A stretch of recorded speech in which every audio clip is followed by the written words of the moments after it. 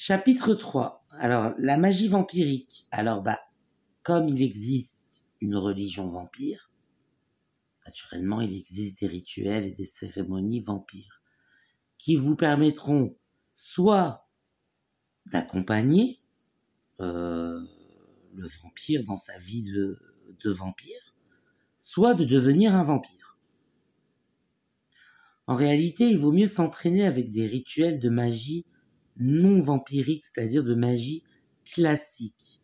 J'entends par là que la réalisation, l'accomplissement de certains désirs dans la réalité ordinaire permettra, d'un point de vue quanticien du terme, une élaboration d'une réalité ordinaire où vous avez accompli vos rêves, une sorte de rêve lucide. Donc du coup, il est nécessaire de réaliser ces désirs et la magie peut être un outil utile.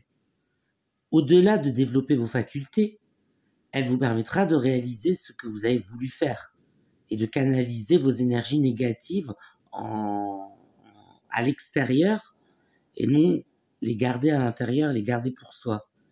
En fait, il est facile de se soumettre aux désirs des autres, se soumettre aux désirs de tout le monde, c'est-à-dire aller travailler, aller faire les courses, s'occuper de la famille, s'occuper de la maison, faire le ménage. Tout ça, c'est les désirs des autres. C'est très facile de s'y conformer. Mais là où c'est plus difficile, et là où c'est vos désirs qui interviennent, c'est de penser un petit peu à vous et de se mettre à réaliser vos propres objectifs. Là, c'est plus compliqué. Vous allez vous prendre du mépris de la part des Homo sapiens. Si vous dites « Oh, j'aimerais être vampire », ils vont pas vous dire « Ah bah super, dis-moi comment faire, on va devenir vampire tous les deux ». Non, ils vous diront n'importe quoi, ça n'existe pas, et vous prendront du mépris pour vous tirer vers le bas, alors que vous pouvez passer à côté d'une chance d'être immortel.